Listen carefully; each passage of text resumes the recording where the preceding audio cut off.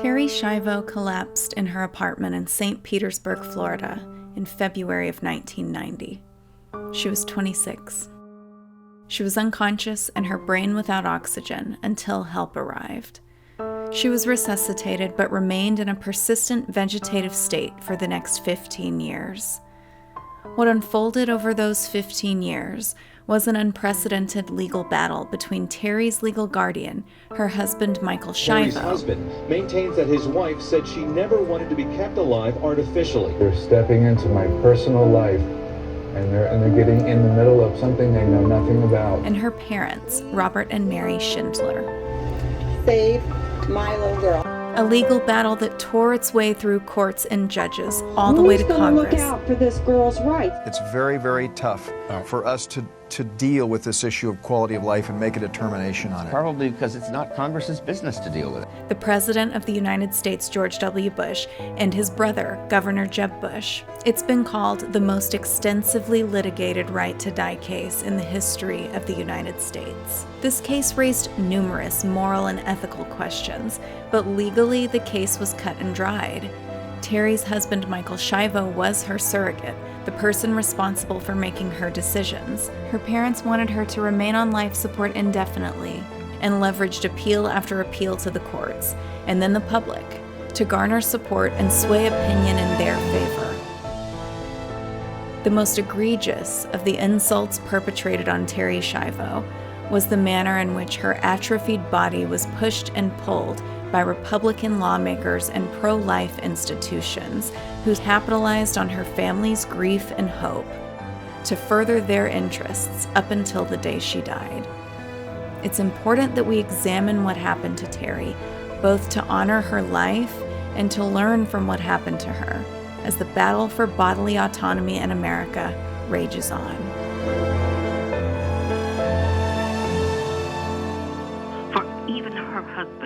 A husband who is an adulterer? Let's talk about Michael Schiavo, Terri's husband, and his relationship with her parents. In the beginning, they had a close relationship, and initially they had no objection to his appointment as her guardian. By all accounts, he was an attentive, aggressive, vociferous advocate on Terri's behalf, and he did whatever he could to try to move her recovery along. And in the beginning, I think that they all believed that she would make a recovery. Michael Schiavo, he even took Terri from Florida, where they lived, to California to undergo an experimental treatment to have an implant in her thalamus area of her brain to try to stimulate her recovery and restore her level of consciousness, but sadly it did not work. So he took her back to Florida. He actually underwent some nursing training in the hopes that he could care for her himself and take her back home. And that didn't work, so she entered a rehab facility back in Florida. She was receiving intense speech, physical, and occupational therapy the way that people do that have a brain injury. But she was still unable to pass a swallow test, and numerous neurologic evaluations found that she was in a persistent vegetative state, or a PVS. She was moving. I think this is what made this case difficult as well, is that she was not just lying there in a coma. She was moving and she appeared to be alert at times. But over the years, the experts would point out that this is characteristic of people who are in a persistent vegetative state, and that those are reflexes. Those are not indicators of conscious awareness. So from the moment she collapsed in 1990, for the next 15 years, Terri never spoke meaningful words again. Her EEGs were flat. A brain scan indicated that essentially all of her neurons were dead, though her brainstem still functioned, and those essential bodily functions controlled by the brainstem were ongoing. But Terri required round-the-clock care. She had repeated infections. She had a toe amputated. Numerous surgical procedures. She wore a diaper.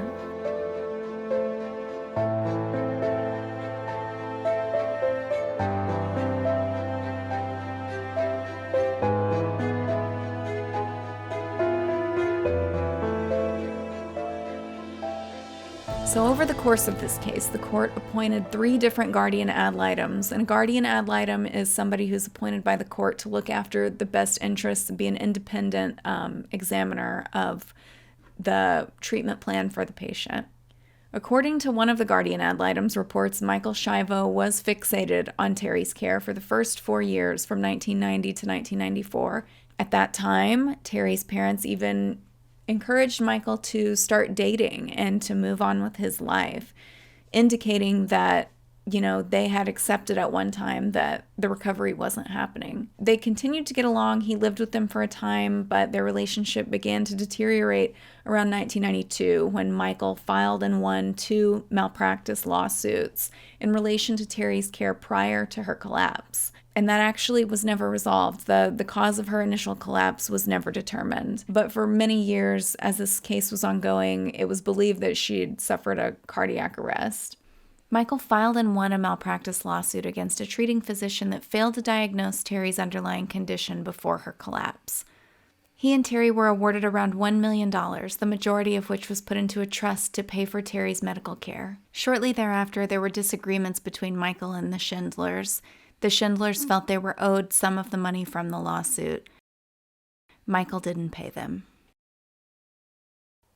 The following year in 1993, the Schindlers petitioned the court to remove Michael as her guardian. The petition to remove Michael as the guardian was dismissed because there was no basis, but the die had been cast at that point. From then on, Terri's parents would be in opposition to whatever choice Michael wanted to make on Terri's behalf from that point on. But the fact is that Florida law has a clearly established hierarchy for choosing a surrogate, and it goes in an order of priority.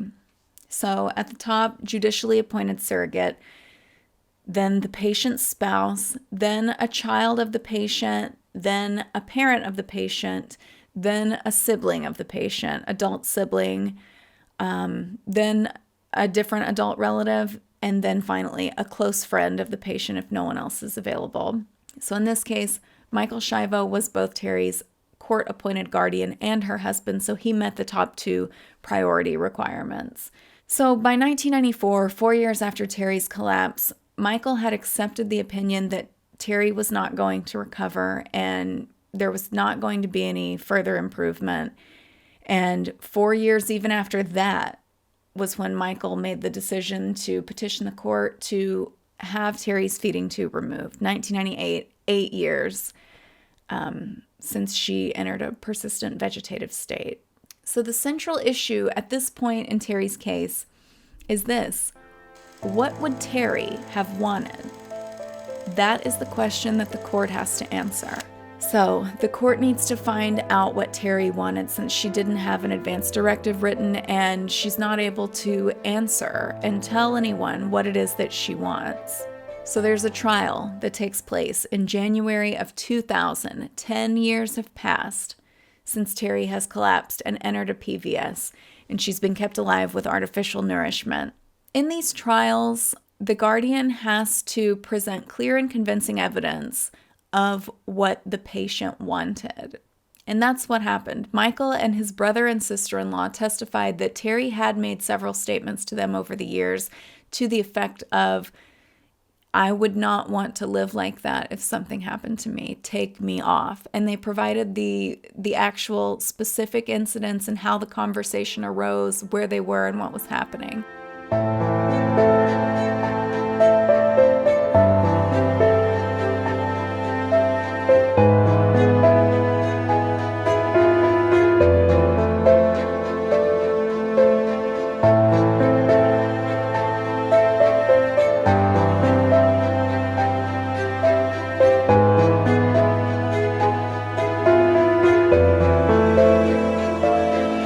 So the court heard this and found all of these testimonies to be reliable and credible, and they issued the order on February 11th, 2000 to go ahead and remove Terri's feeding tube. Notably, during that trial, Terri's parents, the Schindlers, indicated that even if Terri had provided a clear advance directive that she did not want to be on life support in this situation, they still would not honor her wishes and would keep her alive no matter what. They also stated that they themselves would want all medical treatments and procedures possible to keep themselves alive, even if it would result in the impoverishment of their family. And it seems that one of their arguments for keeping Terri on life support was that she was a practicing Catholic and it would go against her religion to take her off the machines. So they brought in the Florida chaplain of the Catholic Medical Association, Father Gerard Murphy. Father Gerard Murphy testified that removing the feeding tube would actually be in keeping with Catholicism, provided that there was evidence that this is what Terri would have wanted. Also, he pointed out that Terri was not a practicing Catholic and hadn't been for at least 2 years before she collapsed. And he further disagreed with the Schindlers' notion that Terri should be kept alive because it gives them pleasure, saying that this was contrary to the teaching of Christ and of Catholicism. So, pursuant to Florida law, the Schindlers had in this trial disqualified themselves from ever being appointed Terri's guardian. The law states that the decision must be made in a patient's best interest following what the patient would have chosen, had they been competent, had they been able to say for themselves. And in the absence of that information, the best interest follows the medical facts and the prognosis given by the medical team.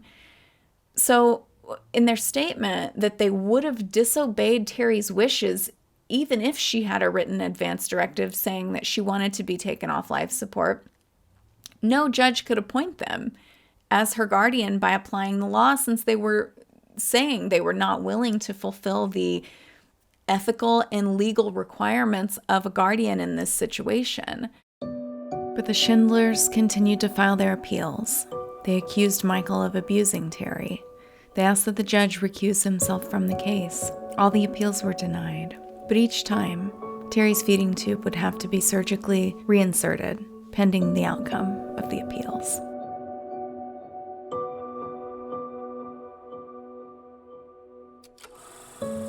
In October of 2001, 11 years after Terri collapsed, 5 physicians were ordered by the court to examine her and determine whether her condition could ever improve with additional medical treatment.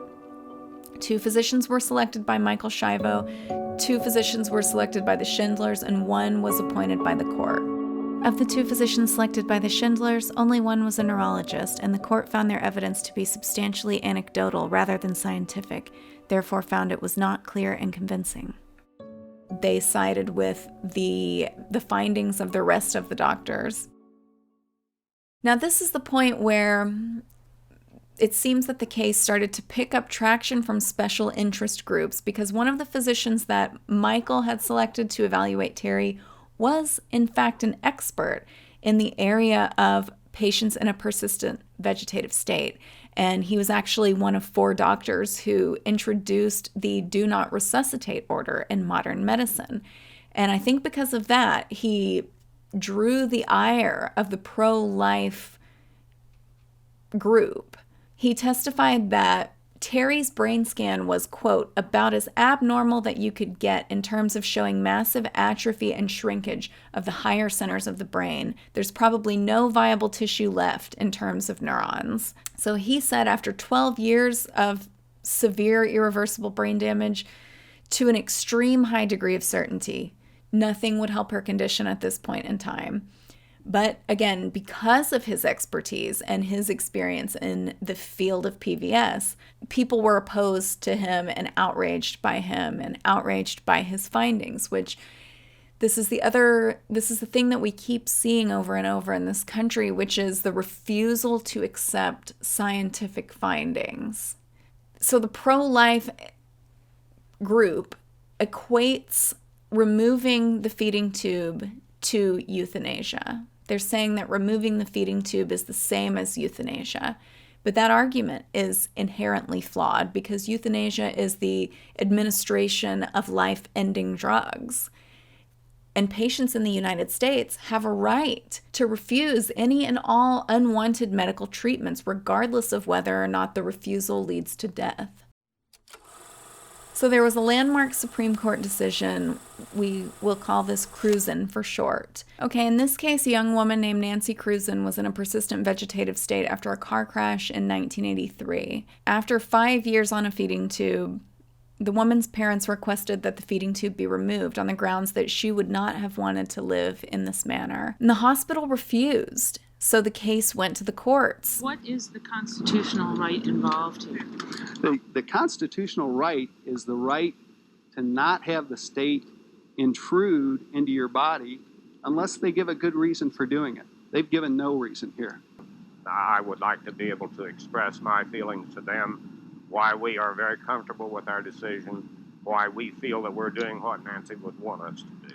The Supreme Court decision established that Americans have the right to refuse medical treatment, even if that refusal leads to their death. But one caveat remained: clear and convincing evidence. The Cruzens went back to Missouri, to state court, to provide clear and convincing evidence that this is what Nancy would have wanted.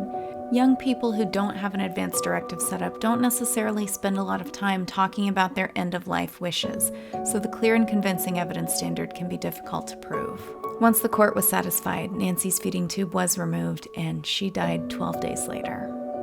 But the lengthy court battle had irreparably damaged the Cruzen family. And 6 years later, Joe Cruzen committed suicide.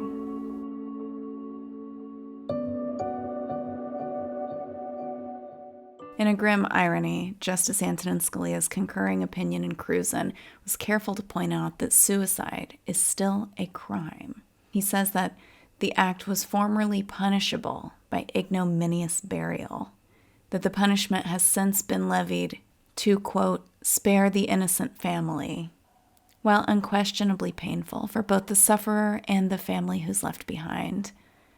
I fail to see the merit in criminalizing the suffering of other human beings. Now back to Terri Schiavo. In 2003, 13 years after Terri entered a persistent vegetative state, the Advocacy Center for Persons with Disabilities files a lawsuit claiming that to cease the artificially supplied fluid and nutrition, also called AFN, was abuse and neglect. I think we've already established why this is inaccurate framing of the issue. To refuse artificially supplied fluid and nutrition is like refusing dialysis or like refusing any other medical treatment. If you're able to say it or you're not able to say it, you still have that right. And judging by the testimonies of Michael Schiavo and his brother and sister-in-law, Terri had told 3 people at least that that was what she wanted. This case, I think especially once Terri's family released the videos of her in the state she was in, I think it confused people, and I think it stirred up a lot of emotions about the standing of disabled people in our society, and that's a just cause. Of course, a worthy cause, but I don't think it belonged in this discussion. Maybe you're looking for something that isn't really there. I mean, Michael Schiavo said at one point, people are taken off of feeding tubes every day in this country. I don't know why this happened with Terri's case. Terri's law was an emergency measure pushed through the legislature and signed by Governor Jeb Bush that would force the reinsertion of Terri's feeding tube. The same day, Michael Schiavo and the ACLU filed their own lawsuit, alleging that Terri's law was unconstitutional, which it was. Whether this is an unlawful delegation of unfettered discretion to the executive branch. The second issue we're talking about is whether, as applied to Terri Schiavo, it is an encroachment on the judicial branch's final order and giving the governor a super appellate power. The legislature gave this power to the governor because the governor historically stands in the role of parens patriae. He's the ultimate defender of people's civil rights in the state of Florida. He's sworn to see that the law is faithfully executed. What this is all boiled down to, the legislature stepped in here and reversed a decision that was final in a specific case. Around the same time, a third guardian ad litem was appointed by the court to prepare a detailed report for Governor Jeb Bush. He reviewed the entire 13-year case file, and he spent time with Terri himself. The report stated that Terri was in a persistent vegetative state, and that the law had been followed to the letter in the previous ruling by the court to remove Terri's feeding tube. Wolfson's report also detailed the long history of the case, which included the 5-physician panel that examined Terri back in 2002. The report stated that 4 of the 5 physicians were board-certified in neurology, which had been suggested by the court, and 1 physician was board-certified in radiology and hyperbaric medicine. That was the physician appointed by the Schindlers. He candidly pointed out that the value of the testimony was varied among the doctors. The 2 neurologists that testified for Michael Schiavo were credible and provided strong academically based evidence. He also noted that the physician chosen by the court also presented scientifically grounded, academically based evidence. Wolfson was also pointed in his report about the nature of the testimony given by the Schindler family throughout the course of the litigation, calling it disturbing.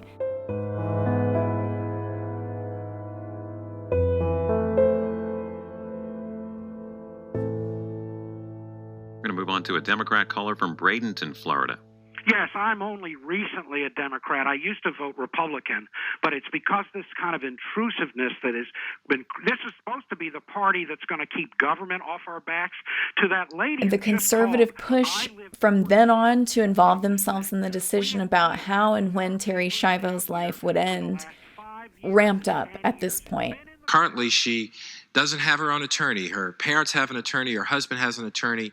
She has no legal representation. Now, under this bill, she would get that. It would allow for a more detailed review of the case. The House and Senate issued a subpoena for Terri Schiavo to come provide testimony in front of Congress. Of course, they knew that she couldn't. They knew she couldn't come there and provide testimony. Legal scholars were outraged by this. A Harvard law professor who worked in the Raeden administration called it abusive and disgraceful. So the subpoena was pushed by Republican leaders Bill Frist and Tom DeLay so they could dramatically invoke federal witness protection laws to threaten anyone who followed the court order to remove her feeding tube with the crime of obstruction, punishable by up to 5 years in prison.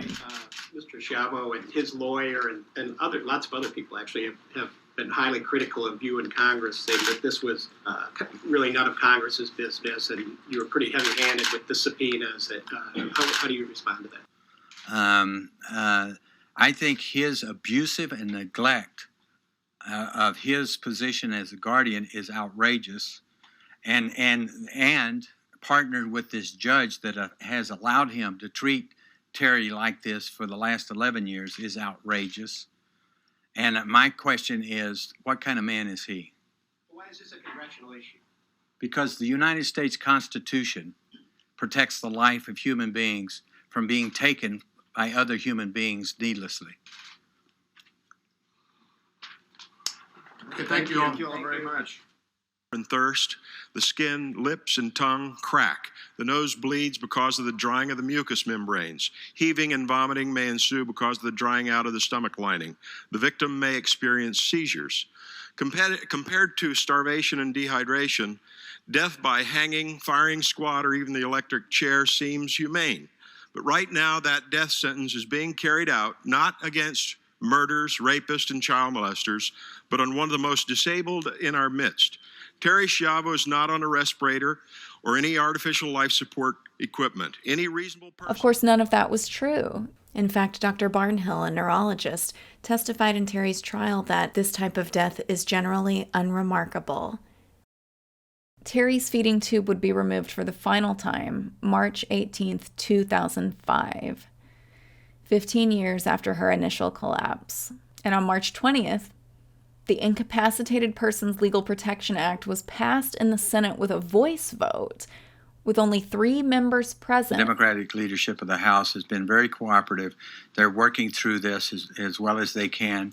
There are some members that have grave concerns about what we're doing, and we're trying to work it out. I would hope that we could pass this.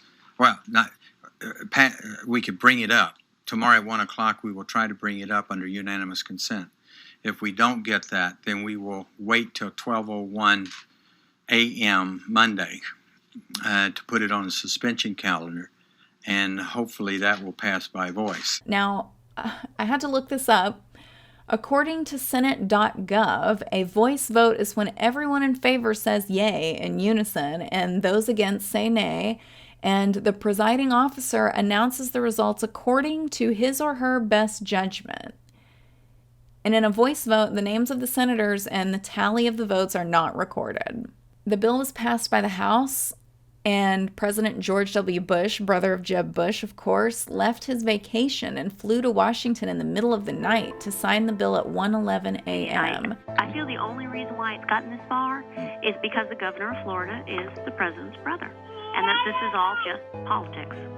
Thanks for your thoughts. Springfield, Massachusetts, Republican. All the higher courts and appeals courts declined to hear the case again. It had already been decided, and Governor Jeb Bush, out of options at this point, said that he wanted the Florida Department of Children and Families to take custody of Terri. But that time he was blocked by the court. They said, no, this is over, you've got to stop.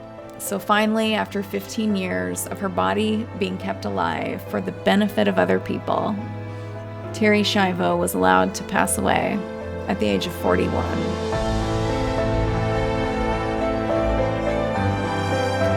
Her brain was profoundly atrophied. The brain weighed 615 grams, roughly half of the expected weight of a human brain. This damage was irreversible, and no amount of therapy or treatment would have regenerated the massive loss of neurons. I don't think I've ever seen an adult brain of 615 grams. Dr. Barbara Crane is a neuropathologist at Johns Hopkins Hospital in Baltimore. There's certainly no memory. There's very little ability to initiate purposeful movements. She would have been cortically blind.